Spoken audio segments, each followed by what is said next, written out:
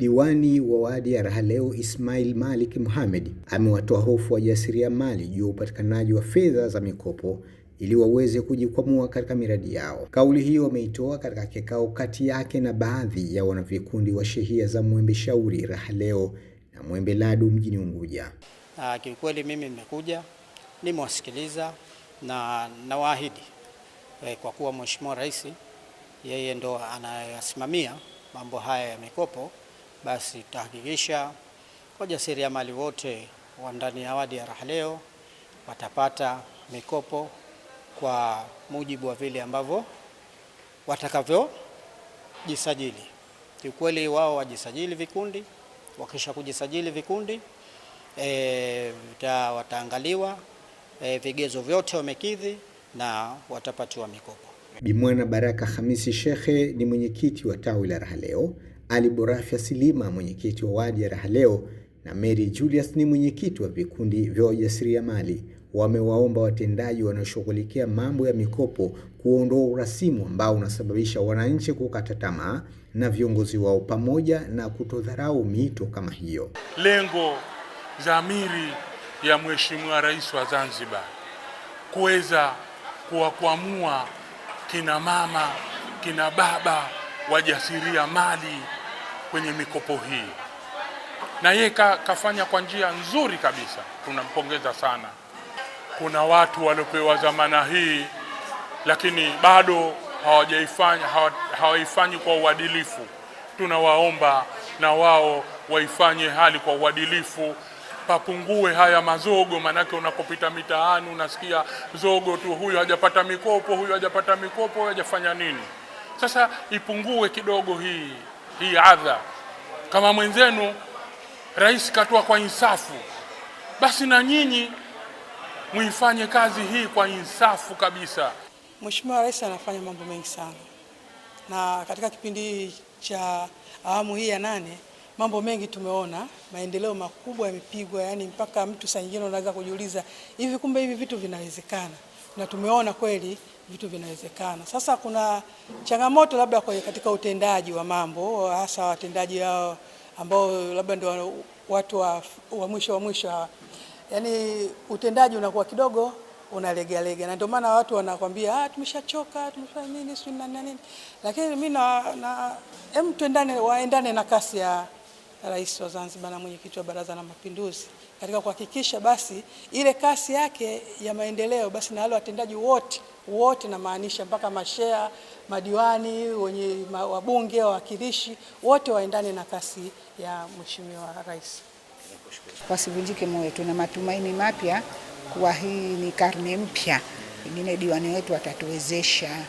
Kwa hiyo kama kina mama wasivunjike moyo, tuwe na moyo wa kizalendo na tamaa, pengine tunaweza tukafanikiwa inshallah. Viongozi wa juu wako vizuri, wanoharibu watendaji. Viongozi hawaharibu, hasa tena wanapenda wananchi wao wapige hatua kuondoa umasikini, angalau tuweko kwenye hiyo level ya kati, na wanajitahidi, na tuna matumaini makubwa, wasikate tamaa. Na wahamasisha wana vikundi, wajasiriamali, tunaposikia wito tujitokeze, tuache kufanya mambo kwa mazoea, kwa sababu unaweza ukaitwa nenda pale, sikiliza, ukiona linakufaa libebe. Kwa hiyo nawahamasisha jamani, mnapopata wito wowote jitokeze, sikiliza, chuja, angalia haya yanakufaa yachukue, hayakufai yaache. Ile masuala ya kudharau kwamba kila siku ni mambo ndio yale, unaweza kukuta fursa unapishana na gari ya mshahara. Kwa hiyo wajitokeze na itasaidia sana.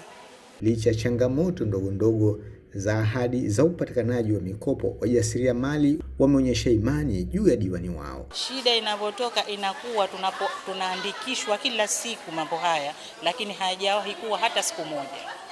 Kwa maana hiyo hapa wananchi kidogo wanakuwa wanachoka fulani, lakini kwa leo diwani ametufunua macho, amesema hili yuko tayari kwa kulisimamia mpaka jambo hili liwe, na yuko na sisi bega kwa bega kwa kulisimamia hili jambo ili liwe na liweze kwenda mbele.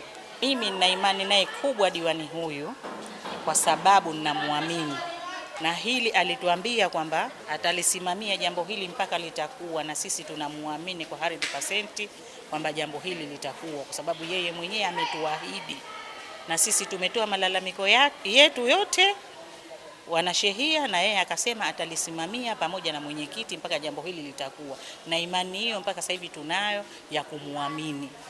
Tumeridhika vizuri tu, tunashukuru alhamdulillah. Kuja mheshimiwa wetu akatupa maneno ya busara, akatupa maneno ambayo tulikuwa tumevunjika moyo, lakini katurejesha moyo wetu kidogo umefajirika. Yaani tunajisikia tuko amani. Sisi fedha ndo kidogo kwetu chini, kikundi chetu sisi kichanga.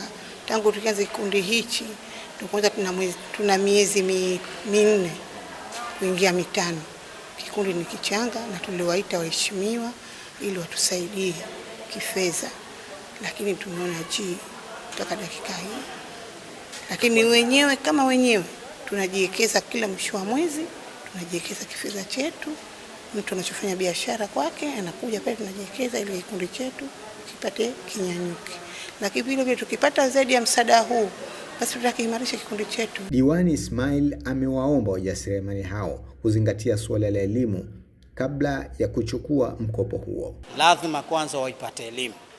Wakisha kuipata elimu ndipo wakaitumia ile fedha wanavyoitaka, kwa sababu nimeona matatizo mengi sana.